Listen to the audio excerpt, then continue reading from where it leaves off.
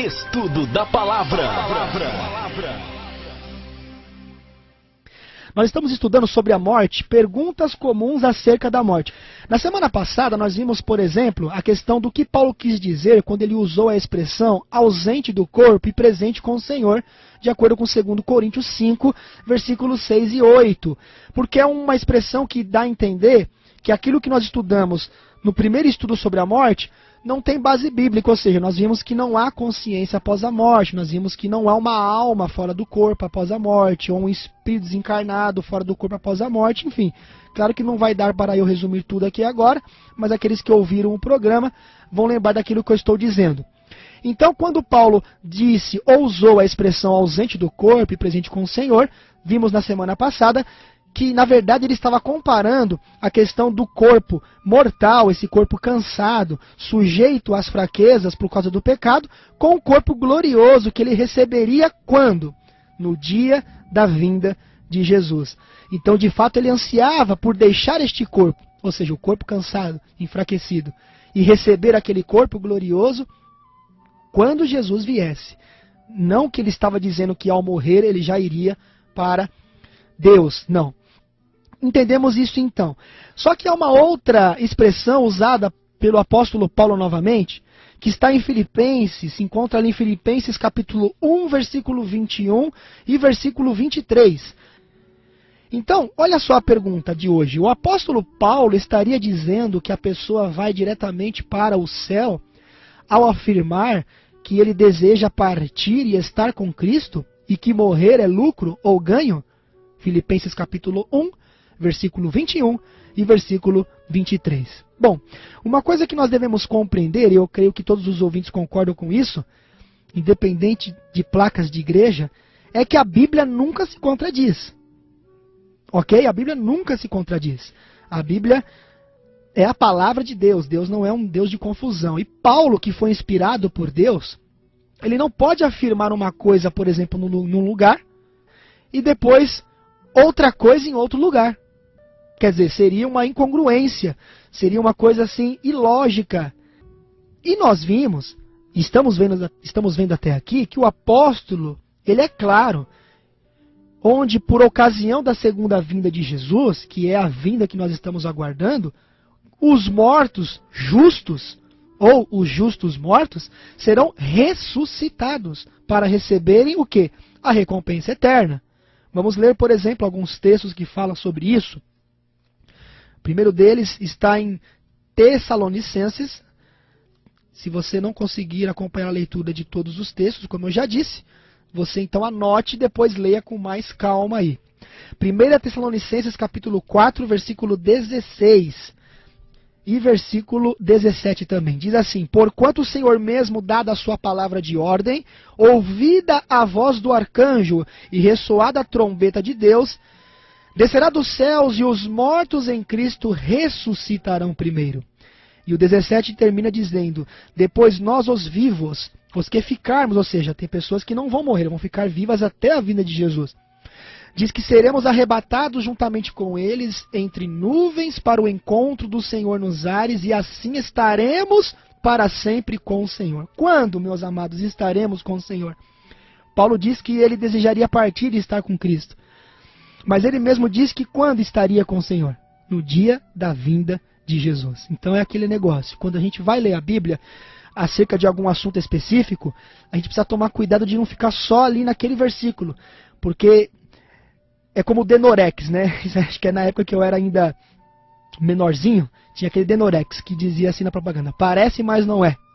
Então às vezes a gente lê uma coisa ali na Bíblia, mas não é aquilo exatamente que está sendo dito ali. Tem que ver o contexto, para dar mais luz e jogar mais luz para aquilo que eu estou estudando.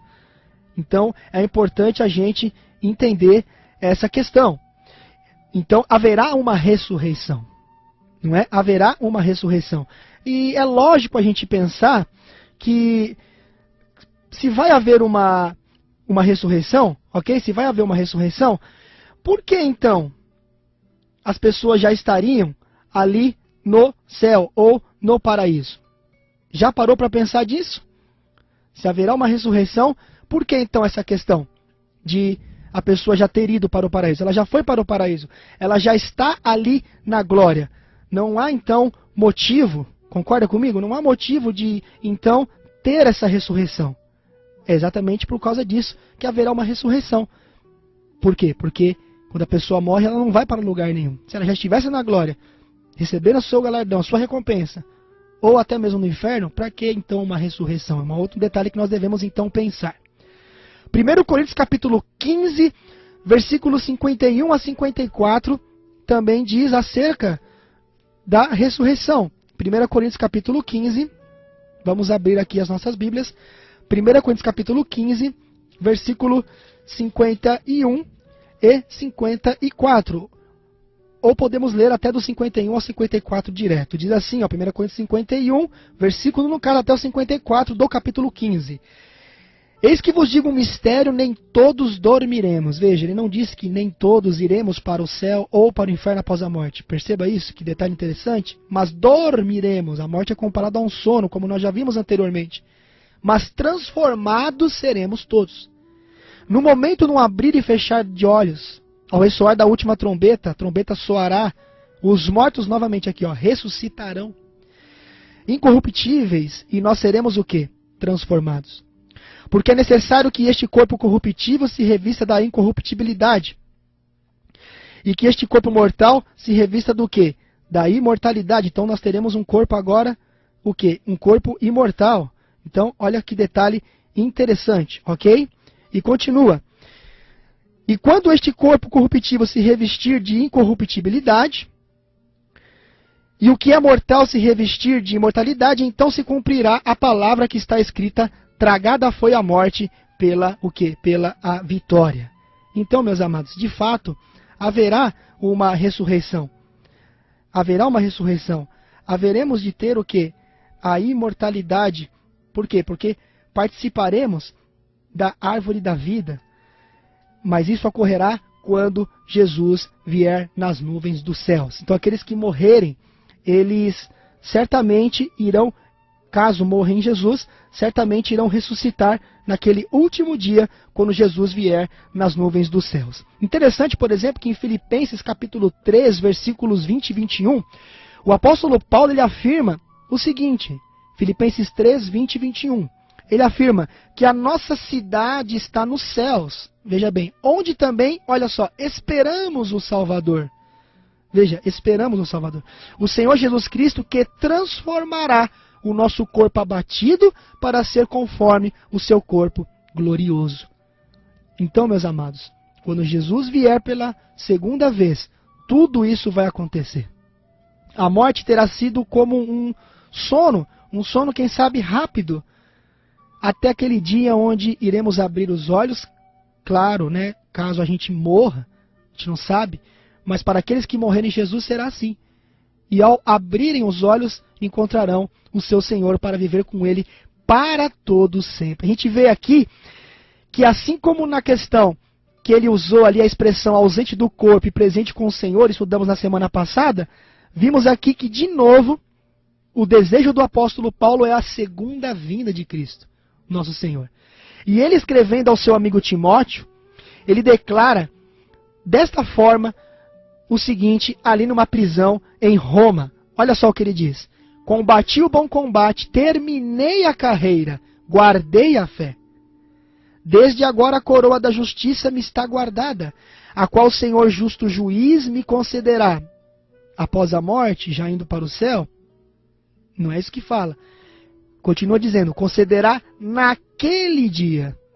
Que dia que é esse aqui, pessoal? Que dia? Aí continua. E não somente a mim, mas também a todos os que amarem a sua vinda. Tá vendo?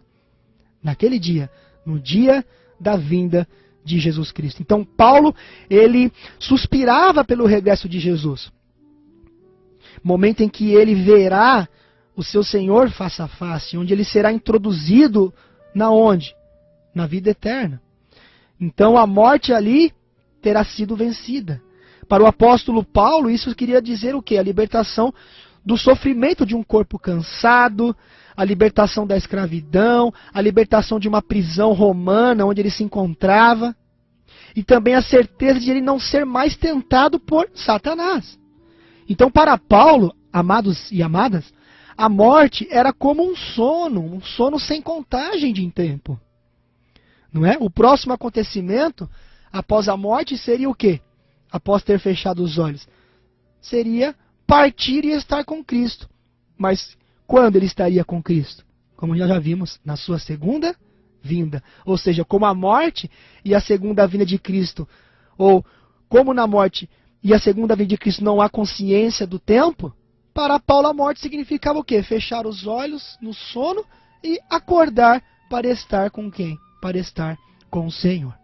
Então, de fato, o contexto quer dizer exatamente isso. Isso é o que o contexto quer dizer. Tá? Que, de fato, quando a gente morre, de fato a gente descansa na sepultura. Nós dormimos, como o apóstolo diz, nem todos dormiremos, alguns não irão passar pela morte. Mas quando Jesus vier, ele irá acordar todos aqueles que morreram nele. Então é isso que a Bíblia claramente afirma. Mas há uma outra pergunta, e é a última de hoje. É a alma imortal? Afinal, a alma é imortal, sim ou não? Eu queria que você anotasse isso que eu vou falar aqui. Não sei se você já sabe disso, mas você sabia que a Bíblia ela usa a palavra alma aproximadamente 1.600 vezes? Exatamente, 1.600 vezes. E há um detalhe interessante, que em nenhuma dessas 1.600 vezes é usada a expressão alma imortal. Como a gente sabe, a palavra mortal ela quer dizer sujeito o quê? Sujeito à morte, não é? E a Bíblia, a palavra mortal quer dizer sujeito à morte, e a palavra imortal significa não sujeito à morte. Então, a Bíblia expressamente diz, a alma que pecar, essa o quê? Morrerá. Eu até trouxe aqui outro dia uma tradução, que foi a Bíblia de Jerusalém, que é uma das traduções mais interessantes, pelo menos na minha opinião, porque ela é bem próxima dos originais, não é? Há outras traduções boas também, eu especificamente gosto da tradução da Bíblia de Jerusalém. E lá na Bíblia de Jerusalém, em Ezequiel 18, versículo 4, vem assim, ó: a pessoa que pecar, essa morrerá. Porque a alma é quem? A pessoa. Deus criou o homem do pó da terra, soprou o fôlego de vida, ou espírito de vida, que é a mesma coisa, e o homem passou a ser alma vivente, não uma alma imortal. E também não diz a Bíblia que Deus colocou uma alma no homem, mas ele se tornou uma alma. E para aquela alma, Deus disse que se comesse do fruto da árvore do conhecimento do bem e do mal, certamente o quê? Morreriam, não é? Só que Satanás veio e disse, certamente não morrerás. Ou seja, a doutrina da imortalidade da alma, de fato, ela surgiu com Satanás. Eu sei que isso, de repente, é duro para a gente entender, até, de fato, a gente ouvindo pela primeira vez, puxa, mas como pode ser isso verdade e tal? Mas Jesus nos ama. E Ele quer que a gente conheça o quê? A sua vontade, a sua verdade. Para que nós, como um povo unido na verdade, estejamos prontos para aguardá-lo nas nuvens dos céus. Então, a alma que pecar, essa morrerá. E a Bíblia diz que todos pecaram. E o salário do pecado é o quê? A morte. Então, todos pecaram. Então, Jesus, ele declarou que tanto o corpo como a alma seriam destruídos no inferno. Isso está em Mateus 10, 28. As pessoas, às vezes, também se confundem aqui nesse texto. Inclusive, nós vamos fazer um estudo em breve só sobre esse texto em si. Hoje eu estou dando só uma pincelada aqui. Mas olha só, Mateus 10, 28 diz, olha, não temais os que matam o corpo e não podem matar a alma. Temei antes daquele que pode fazer perecer no inferno tanto a alma como o corpo. Então veja bem, se a alma ela fosse imortal, Jesus jamais falaria isso. Temei aquele que faça perecer no inferno tanto a alma como o corpo. É que a alma é a pessoa, aqui está falando no sentido de vida, o contexto aqui está falando de vida. Né? Ou seja, você perder a sua vida eterna no inferno no dia do juízo. Mas depois a gente vai estudar isso daí. Ou seja, a imortalidade é um atributo de quem? Divino, um atributo da divindade. Apenas Deus, diz a Bíblia, é naturalmente imortal. Aonde está isso? Está lá em Timóteo. Abra sua Bíblia, por favor, ou anote e depois leia com atenção. livro de Timóteo, no caso, deixa eu passar aqui para você, 1 Timóteo capítulo 6, versículo 15 e 16. 1 Timóteo 6, 15 e 16. Diz assim, ó, no 15: a qual em suas épocas determinadas há de ser revelada pelo bendito e único soberano, o Rei dos reis e Senhor dos senhores. Olha aqui, está se tratando de Deus, de Jesus. Olha o 16. O único que possui imortalidade, que habita em luz inacessível, a quem homem algum jamais viu, nem é capaz de ver. A ele honra e poder eterno. Amém. Claro que nós teremos um corpo imortal. E seremos imortais em que sentido?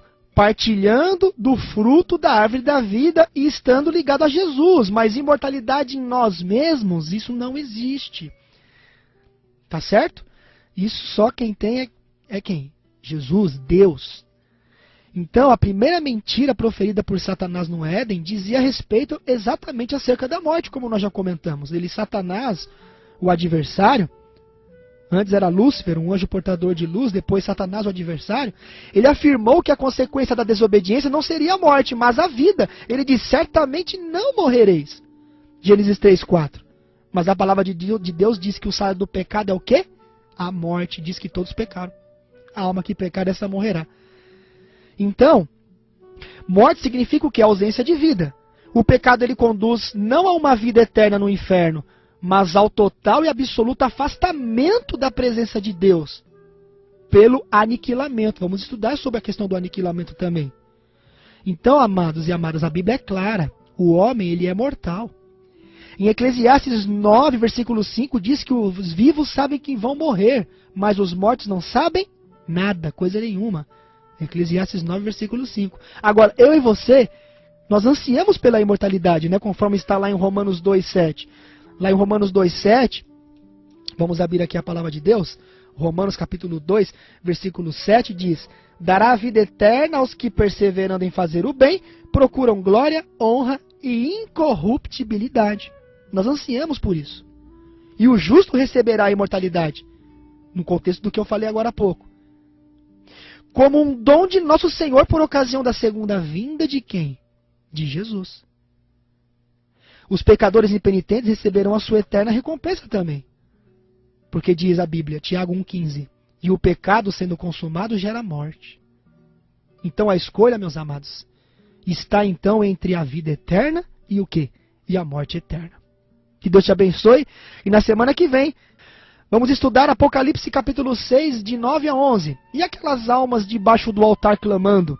E agora, como entender essa questão? E a questão de Pedro afirmando que foi pregar a espíritos em prisão? Como entender isso? O que a Bíblia ensina sobre a reencarnação? O que ela ensina? Não, né? Não é o que ela ensina, eu falei errado. O que a Bíblia diz sobre a reencarnação? Agora sim, não o que ela ensina. Porque a Bíblia não ensina nada sobre a reencarnação. E a questão do rico e Lázaro? Semana que vem a gente volta em nome de Jesus.